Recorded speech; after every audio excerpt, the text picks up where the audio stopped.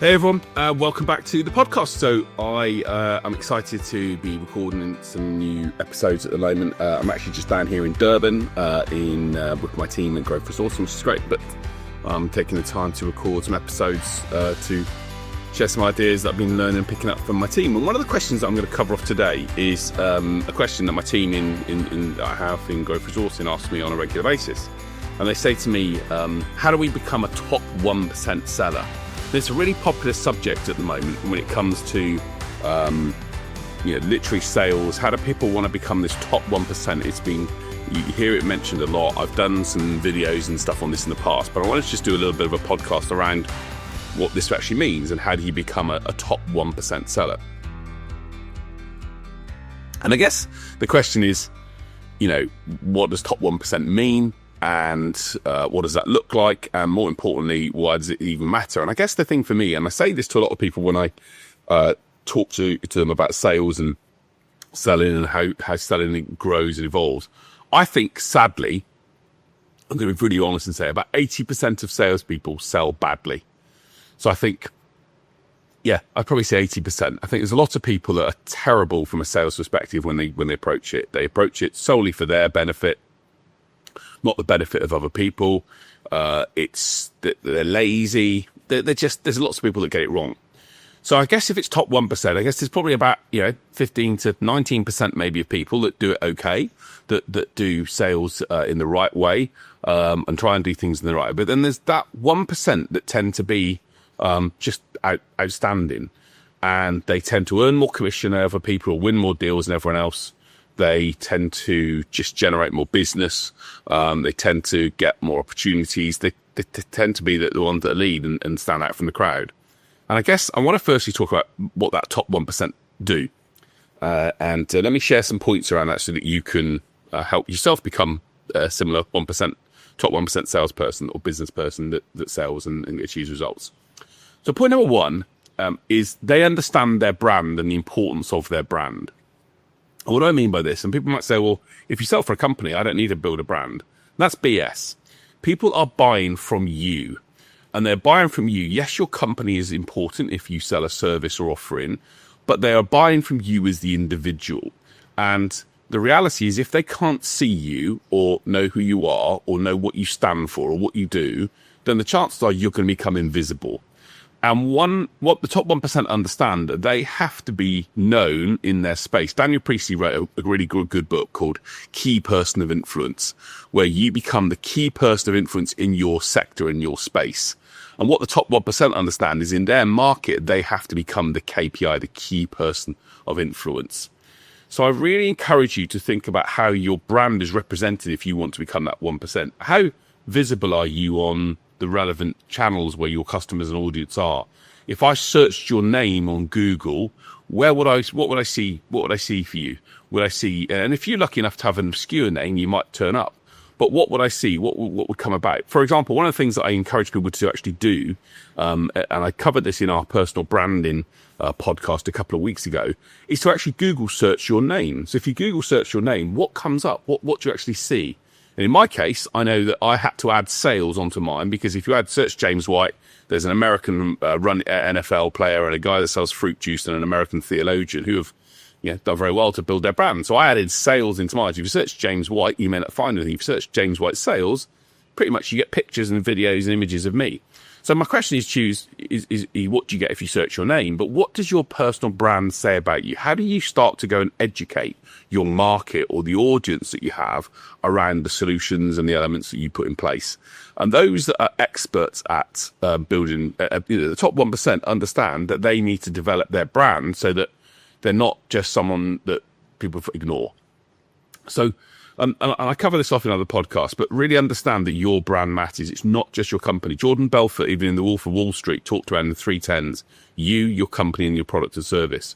So you as a person, what are they buying into? And can they see you? Can they find information? Can they build trust for you before a meeting or a conversation online before they get to that point? So that's point number one. I think point number two around what to do to become a top 1% seller is those that are top 1% are incredibly disciplined with their time.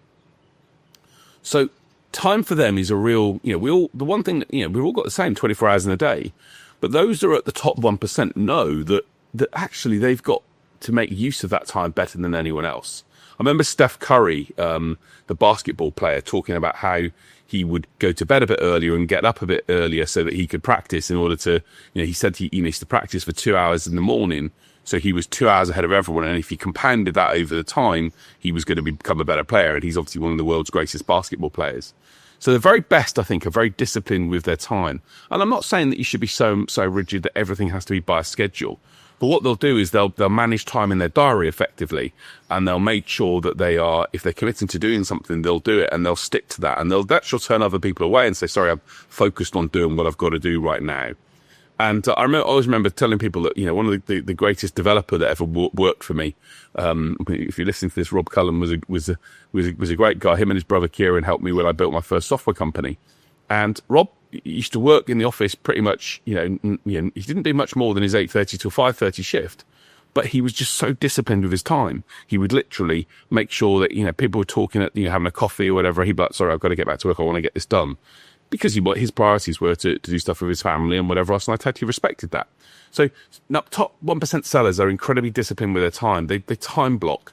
They make sure that things are in their diary and they get those things done, rather than being in a position where they let time sort of fly by. And they're very disciplined with that.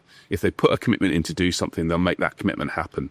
So I guess my question to you is, how disciplined are you with time? Have a look today. Good example today. Have a look at your diary and see how much time how much does time control you, and how much do you control the actions and the elements that you're doing?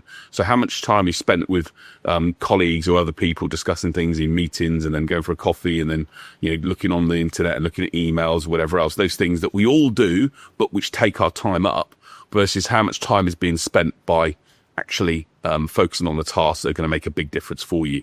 And in the sales world, that might be prospecting. It might well be creating proposals. It may well be outlining a new solution or some insights to share with a prospect. But the key thing is, how disciplined are you with your time? Okay, so point number 3 around what the top 1% do is that they are obsessive about their buyers, and the buyers are what motivates their buyers. And I think they obsess by being able to understand really what goes on in the mind of the customers and the people, that prospects they're talking to. And what that means is that they're in a position where they're able to really add value and make those conversations come alive, because people think, wow, this person's helpful and useful and knows stuff. They're someone I want to learn with. So if you're, selling to IT directors, your job as a top 1% seller is to really understand what motivates and frustrates and excites those people. What are the challenges they're facing? What are the new issues coming down the line with AI and automation? What are the things that stop them from sleeping at night and worry them? And how can you start to understand that space and really then start to share ideas and information with that? I've always believed that for me, I'm not saying I'm a top 1% seller. I'd like to think I am, but one of the things that really makes a difference when I talk to my audience, which tends to be business owners of software and IT service businesses, is that when I talk to business owners, I really understand their challenges in running a business and scaling a business and growing a business, because I've been there and done it. So I'm always sharing ideas around how to achieve growth, how to build systems, how to scale, how to ensure that they manage people and culture effectively, because I've done those things. So study your buyers daily, understand them, really get inside the brain. Someone once told me, get a PhD in your customers' problems and world. Become so obsessed by that. And, the best way to do that, and 1% will do this, is they'll get a white pad out and they'll brainstorm it and they'll look at different elements around what might be taking place within that world. And they become obsessed by their audience and who they're selling to and the people that they're talking to, so that they can really understand them and become valuable to those people, rather than just a salesperson that the other people want to ignore. And when you really start to understand your buyers and understand what's driving them and get in their shoes and think from their perspective, other stuff happens.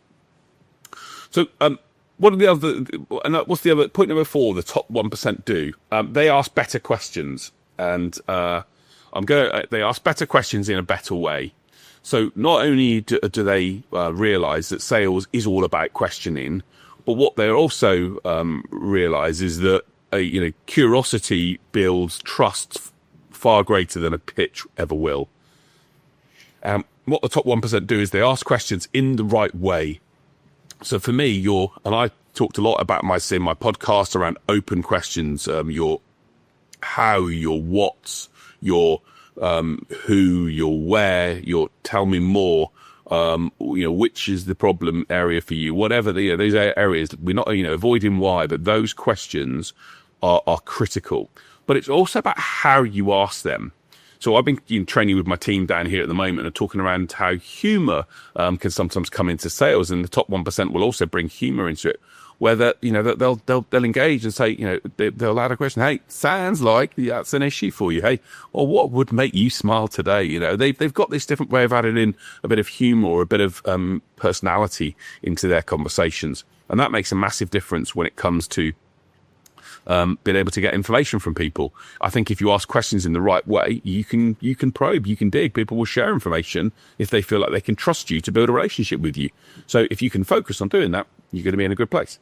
So asking better questions, no doubt for me, is the right thing, and at the right time. I always say the right question said in the right way at the right time is sales gold.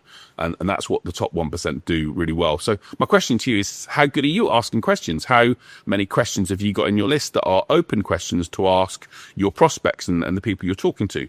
At what point do you start to use a closed question? There are times, especially as you come to the end of a call or end of a discussion, where you might use a closed question to be able to book a meeting. For example, one of the phrases I use with our guys here will be, once you've had a discussion, would it be a daft idea to arrange a 30-minute conversation to unpack some other ideas to help you?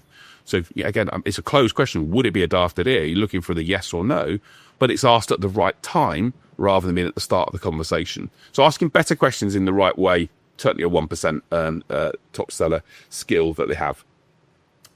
Okay, so the next point number 5 is they prioritize follow-ups. So what the top 1% understand is that they're able to read the prospect that they're engaging with and working with, but they understand that they have to follow up. And most business deals are not won initially in the first conversations or the first, second, two or three conversations. They're won subsequently afterwards. And what the top 1% understand is they've got to follow up effectively on a regular basis. So if they don't, and what they'll also do is they'll schedule that and plan that, whether it's in mainly CRM systems or maybe if they've got a diary system they might use, but they'll plan a follow-up at certain points in time. And they'll also make sure that their follow-up isn't just what I would call a lazy follow-up, which is how you doing, where are we at with a proposal? It will be a follow-up that's based around, when we spoke, you shared an issue here, so here's some thoughts around that. Or I found this article that might be useful for you. So it's follow-up that's proactive, that's based around what's helping the prospect do what they need to do. And they'll do it, and they'll realize that they have to be consistent with that. They don't give up. Top 1% understand that, there was a stat a number of years ago that 80% of sales are done on the 5th to the 12th interaction. And I've not seen a study recently, but I actually think it's longer and more than that now. I think it could be 15 to 20 interactions. So you've got to be consistent. You've got to engage, but engage with value. And what they'll do is they'll prioritize that follow up in a key way. So the next two are well, in fact, no, I'll cover this other one first, and then I'll talk about the final two, which I think are really, really key, because we've talked a little bit about learning and time, but I think there's two other elements around time that the top 1% will focus on.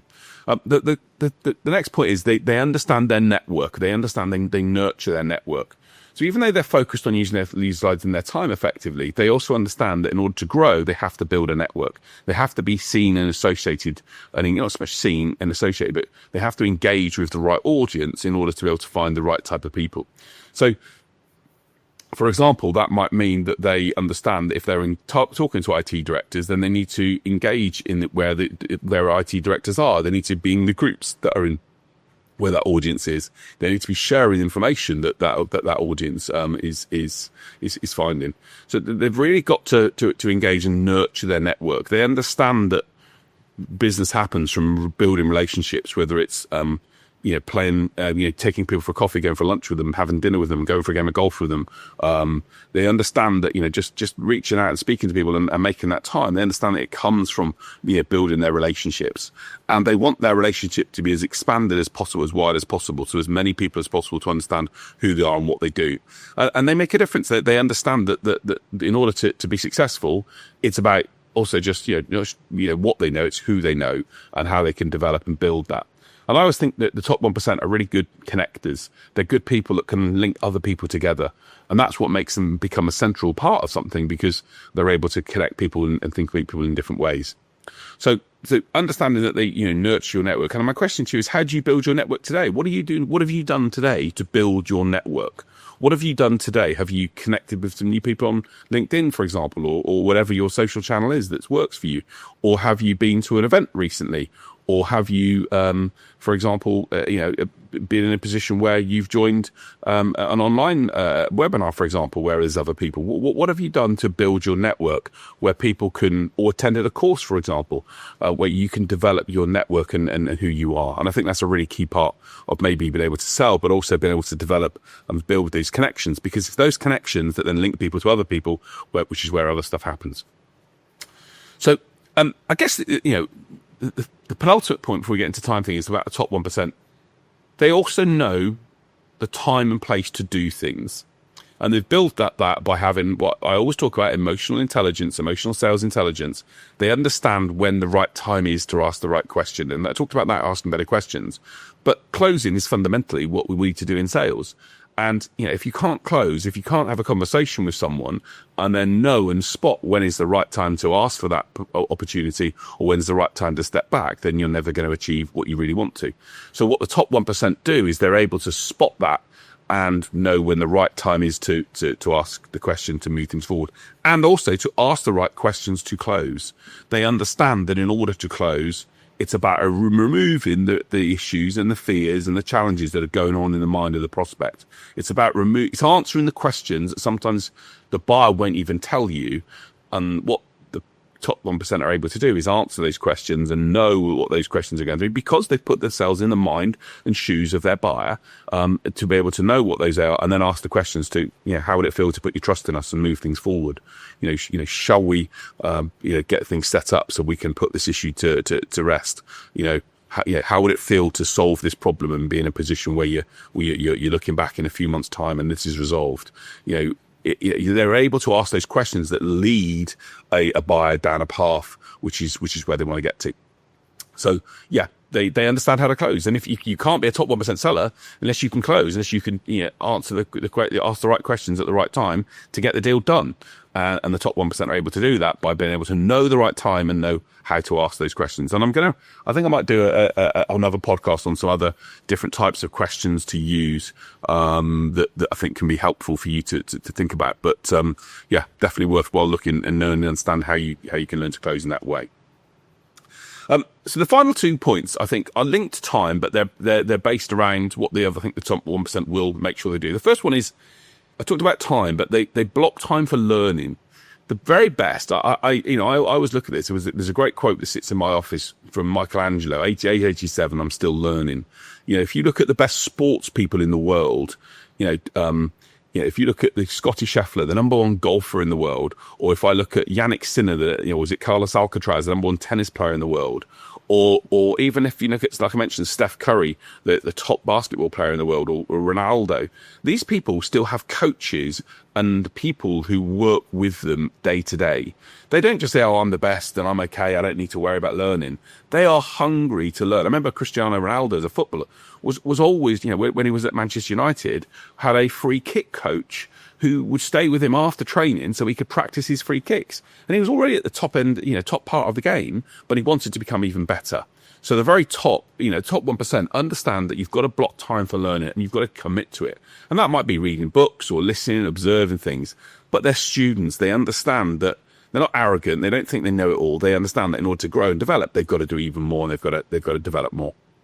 And that's how they become even better, because they're able to pick things up and adapt and learn and understand what's new, what's changing, what's going on in their world, that enables them to then add better value to the people and prospects and customers they work with. So the first thing is, but they block time for it. They make time for it, and they understand that even though it's a day out from the office, if they're going on a course, or a week out sometimes, it's worth it in order to keep their themselves, keep the axe sharp, as it were. And then the final point I think that the top 1% do is they're really clear about their intentions for the day. And I think people that are the best at selling know they go into the office not thinking, well, what am I going to do today? They've even planned it the night before. My 3 goals today are to do this, this, and this. And what I'm going to do to make this happen is this, this, and this. And they've outlined their day, and they know what their outcomes are, and they focus on making those outcomes happen before they start getting into email or other things. And look, you might say this is easy to do if you're on the road or whatever, but it's still about choice of time, and it's still about what you prioritize above other things. And what the top 1% will do is prioritize the actions that they know are going to help them get to where they want to get to, and they make those things happen before anything else.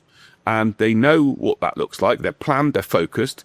And here's a little thing to you, as we sort of reach the end of this podcast episode. If you were to write down the night before the top 2 or 3 things that you wanted to get done that day, the next day, and then if you woke up and made those happen, and especially if those were tasks that were going to help you win some business or move a deal forward, I guarantee you will feel you'll walk around a bit like a peacock, because the dopamine hit we get when we say we're going to do something and then we do it makes us feel incredible, makes us feel stronger. And if you build that chain where you do that for 2 or 3 days at a time, not only are you going to become unstoppable and disciplined with your time, but you're going to start seeing the stuff that really matters, the important but not urgent stuff.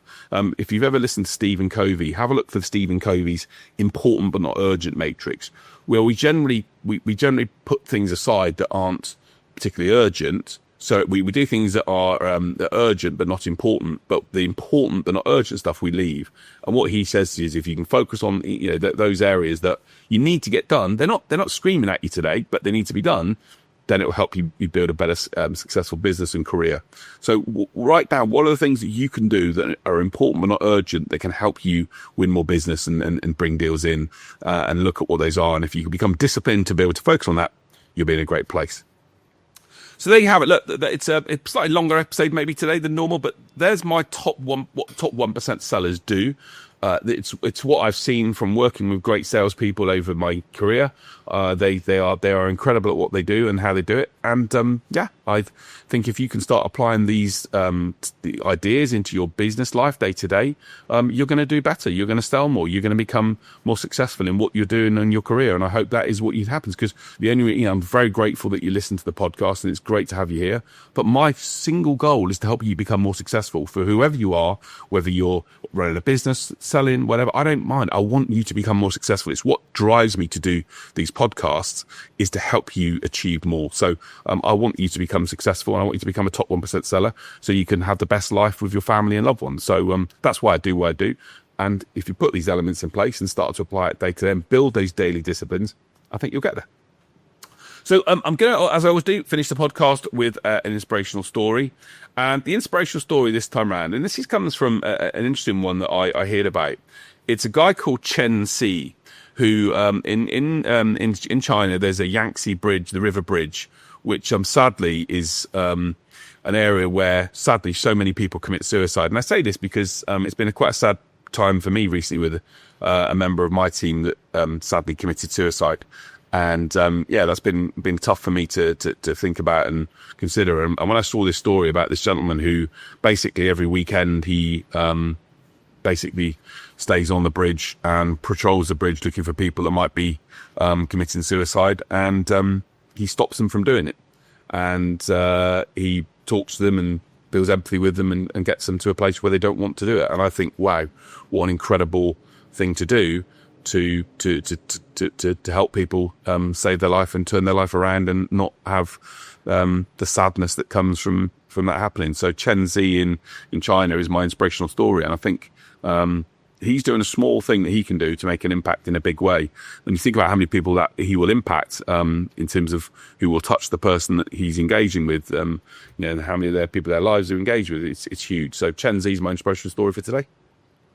So that's it for the podcast this week. Hope you've enjoyed. Are you going to become a top 1%? I hope you are. It's what I would love you to be. But as ever, I say to you, thank you so much for listening. The numbers have grown in the podcast. I'm really proud and excited that we're continuing to grow month on month. And people are downloading it and they're listening to it and sharing their insights. And again, if you can, that helps me. I had someone share something the other day on Instagram. I had someone share about it on LinkedIn. Please do. If you enjoy the podcast and think it can help other people, share it, let other people know, so we can grow and build, so we can help more people achieve the sales success that they want. But as ever, that's it from me. Have a brilliant week. Stay safe. keep smiling, keep selling well, keep realizing, as I always say to you, eat or be eaten. You have a choice, take control or be controlled. I want you in control. So have a great week and see you next week. Take care.